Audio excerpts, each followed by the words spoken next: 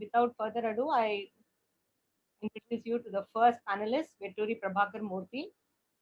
Prabhakar runs a private pediatric practice in Bangalore, and he has been using a hybrid model of in-person and virtual consultation since the beginning of the pandemic. Prabhakar, welcome. Could you take us through the Thank you, Vidya. process of how you started your virtual consultations, the difficulties you faced, and how you Yeah, overcame them in a standalone practice? This is likely to be highly useful for any practitioners who are logged in. Over to you, Prabhakar. yeah. Thank you, Vidya. Thank you, Dr. Bandari and the Vatikudi Foundation. Uh, Disclaimer straight away. I'll probably be setting the ball rolling because it's going to be the very base minimum that telemedicine has helped, and I'm pretty sure I'm just one of thousands of doctors who actually successfully used uh, uh, this platform during the pandemic.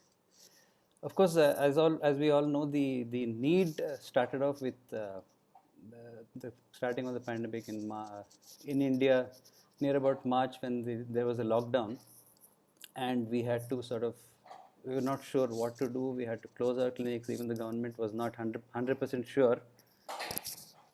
Uh, am I audible now? Is there some problem with the audio? This is better, Prabhakar. Now you're better. Yeah, yeah, okay, fine. Just let me know if I'm not very audible. So, what happened was at that time, people like me who are in single practice had to close down for some time, at least for 15 days, 20 days. And we were not sure, especially other people like slightly aging doctors who are more than me actually had to close down because they were scared of the pandemic. So the only way to actually go about it was to have a telephonic or other way of consultation. Since I had some interest before, we had a way of telephonic consultation just to clear doubts of people and other things. So I just took it forward. So since there was time, I just looked around, looked for ways of connecting to patients in what way they would be able to connect. The main issue was what would be a comfortable platform for any kind of patient. I have a very varied kind of clientele, starting from middle class urban people to some rural population also. So obviously, connectivity would be a problem. The use of devices would be a problem. So I did a bit of research. I hit upon a few websites which were offering free uh, in face-to-face video calls. The problem about security and other things, I didn't know much about it. So there were things like secure face-to-face consultation, which were promised by some of these websites. So I just blindly ran into it, and just around the same time, quickly the government put out the telemedicine guidelines. So how do we get the people to, I mean, how do we communicate to people was a problem. So luckily I had reception. So anybody who called the clinic would be asked to sort of send a link on SMS and say, click on that link, you'll get diverted to that particular website. And that's how it started. And the problem was if I had to use a platform which used an app download, that's something that would not be very easy for some of my patients. So I preferred something where they could actually get in. That would have been a better way to do it. So I was not 100% sure of all the platforms like Skypes or WhatsApp and other things. So I preferred something that was online. So I started off with that. The second point was how do I charge the patient for this? How much to charge? These are all things that came up. I'm pretty sure all of us went through this. Do I charge the same amount as my offline consultation, or do I charge a slightly lesser amount? I decided to start with a lesser amount than my online consultation. How do I collect it? Luckily here, I think the sudden spurt of online payment modalities in India after the demonetization really came to help. So therefore, I could actually send a link or tell my phone number so that people could transfer money to me as a consultation fee. Then came the problem of how how well would patients take it. Initially, obviously, due to the pandemic and the lockdown, people weren't able to move. Therefore, it was quite easy to get people on board. So they did come on board, and it was okay. I'll get into the problems which we had.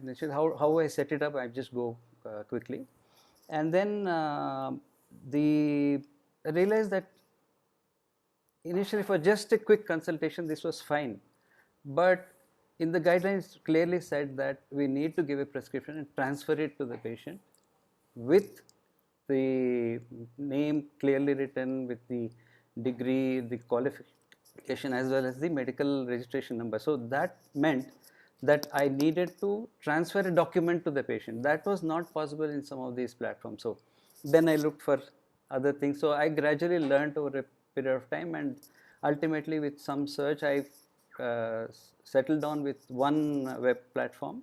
I'll not mention any names because I'm sure there are thousands of them.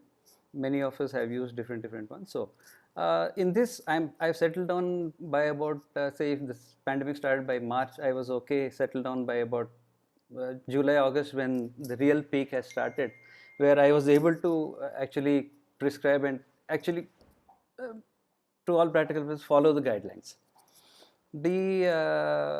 While that was okay and patients were also happy, the main problem was sometimes the quality of the video would go down, the network quality would be poor, we wouldn't hear things properly. These are things that we naturally faced in the initial phases, and it continues even today, because sometimes the network does not work, especially if you're talking to somebody who's likely COVID positive. They're indoors, and indoors the network isn't very easily available, so that becomes a problem. Then certain disconnections, all these were always a problem, and many of these platforms would say pay first and then get onto the thing, in which case when I wanted a follow-up in 2 days, I generally don't take a follow-up fee after within the first week. So that would be a little bit of pressure on my patients, because they had to pay every time they had to contact me online. So I had to find some way around that, and maybe gave them my phone number and say you can call me for follow-up calls, etc. These are the basic teething problems. In the actual consultation, did I face any problem in pediatrics? Uh, Most of the time we interact with the parents, we get a lot of information for them, and luckily children are not very good actors, so their condition is quickly seen as with one quick look. Many times we were able to satisfy the need of the hour. So for most practical purposes, on an average, if I can say, more than 90-95% we were able to handle online only, without having a need to call them up for consultation offline. So in that way it was quite satisfactory. I didn't realize that we would be able to do this much. It's only after being put into the situation that this happened.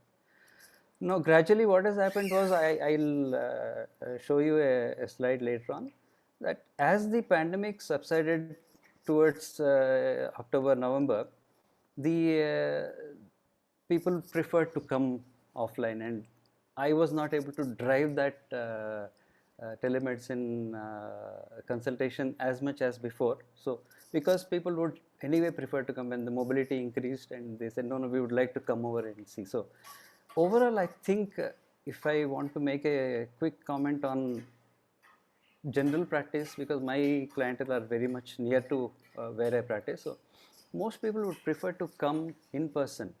And telemedicine, the acceptability which Dr. Bandari was speaking, unless I drive it and say no, this is what I will do, the patient preference is still to come over and get checked up. Other than that, a few things which actually helped in the quality of the consultation itself was, one, availability of better networks, at least around the urban areas.